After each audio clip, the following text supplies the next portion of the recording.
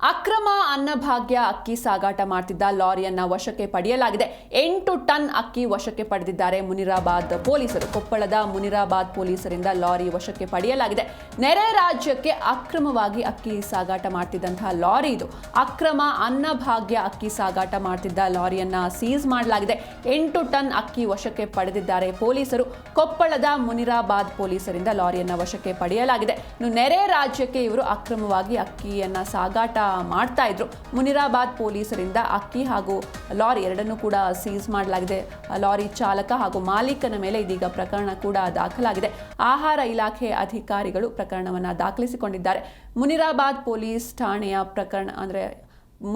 Police ಠಾಣೆಯಲ್ಲಿ ಈ ಒಂದು ಪ್ರಕರಣವನ್ನು ದಾಖಲಿಸಿಕೊಂಡಿದ್ದಾರೆ ಅಧಿಕಾರಿಗಳು. ಅಕ್ರಮವಾಗಿ ಅನ್ನಭಾಗ್ಯ ಅಕ್ಕಿಯನ್ನು ಸಾಗಾಟ ಮಾಡ್ತಾ ಇದ್ರು. ಅದು ಕೂಡ ನೆರೆ ರಾಜ್ಯಕ್ಕೆ ಅಕ್ರಮವಾಗಿ ಈ ರೀತಿ ಅಕ್ಕಿ ಮೂಟೆಗಳನ್ನು ಸಾಗಾಟ ಮಾಡ್ತಾ ಇದ್ರು. ಈ ಒಂದು ಲಾರಿಯನ್ನು ಇದೀಗ ಸೀಸ್ ಮಾಡಲಾಗಿದೆ. ಈ ಲಾರಿಯಲ್ಲಿ 8 ಟನ್ ಅಕ್ಕಿಯನ್ನು ಸಾಗಾಟನೆ ಮಾಡ್ತಾ ಇದ್ರು. ಇನ್ನು ಈ ಒಂದು 8 ಟನ್ ಅಕ್ಕಿಯನ್ನು ವಶಕ್ಕೆ ಪಡೆದಿದ್ದಾರೆ ಪೊಲೀಸರು.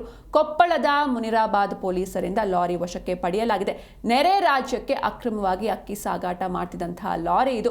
ಮುನಿರಾಬಾದ್ ಪೊಲೀಸರಿಂದ ಅಕ್ಕಿ ಹಾಗೂ ಲಾರಿಯನ್ನು ಕೂಡ ಸೀಸ್ ಮಾಡಲಾಗಿದೆ. ಜೊತೆಗೆ ಲಾರಿ ಚಾಲಕ ಹಾಗೂ ಮಾಲೀಕನ ಮೇಲೂ ಕೂಡ ಇದೀಗ ಪ್ರಕರಣ ದಾಖಲಾಗಿದೆ. ಇನ್ನು ಈ ರೀತಿ ಅನ್ನಭಾಗ್ಯ ಅಕ್ಕಿಯ ಕಳ್ಳ ಸಾಗಾಟನೆ ಇತ್ತೀಚಿನ ದಿನಗಳಲ್ಲಿ ನಾವು ಸಾಕಷ್ಟು ಕೇಸ್ಗಳು ಈ ರೀತಿ ನೋಡ್ತಾ ಇದ್ದೀವಿ. ಅಂದರೆ ಈ ಒಂದು ಅನ್ನಭಾಗ್ಯ ಅಕ್ಕಿಯನ್ನು ತಗೊಂಡು ಅದನ್ನು ಪಾಲಿಶ್ ಮಾಡಿ ಹೆಚ್ಚು ರೇಟ್ಗೆ ಮಾರುವಂತಹ ಜಾಲ ಇದು. ಇಲ್ಲೂ ಕೂಡ ಅದೇ ರೀತಿ 8 ಟನ್ ಅಕ್ಕಿಯನ್ನು ನೆರೆ ರಾಜ್ಯಕ್ಕೆ ಅಕ್ರಮವಾಗಿ ಸಾಗಾಟವನ್ನು ಮಾಡ್ತಾ ಇದ್ದಂತಹ ಲಾರಿ ಇದು.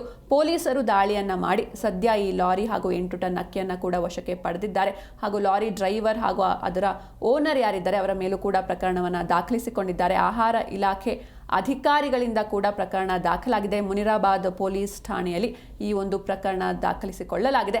ಅಕ್ರಮ ಅನ್ನಭಾಗ್ಯ ಅಕ್ಕಿ ಸಾಗಾಟ ಮಾಡ್ತಿದ್ದಂತಹ ಲಾರಿಯನ್ನು ಇದೀಗ ವಶಕ್ಕೆ ಪಡೆದಿದ್ದಾರೆ. 8 ಟನ್ ಅಕ್ಕಿಯನ್ನು ಮುನಿರಾಬಾದ್ ಪೊಲೀಸರು ವಶಕ್ಕೆ ಪಡೆದಿದ್ದಾರೆ.